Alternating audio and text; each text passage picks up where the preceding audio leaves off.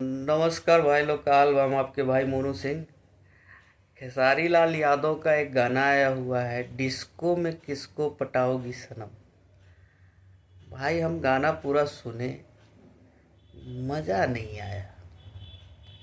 खाली लग रहा है ना, धाएं धाएं धाएं धाएं धाएं धाएं, खाली म्यूजिक बज रहा है, आवाज़ पते नहीं चल रहा है कि आवाज़ का क्या है।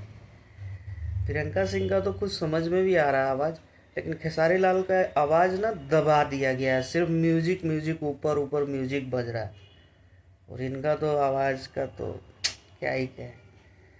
वीडियो ठीक है, वीडियो का क्वालिटी सही है, डिस्को में किसको पठाओगी सनम, लेकिन गायकी में दम नहीं है। और जो म्यूजिक है, जो पता नहीं कहाँ से रिकॉर्ड करवाए हैं, ये बहुत ही गंदा रिकॉर्डिंग हुआ है। तो मेरे को तो बिल्कुल मज़ा नहीं है इस गाने का।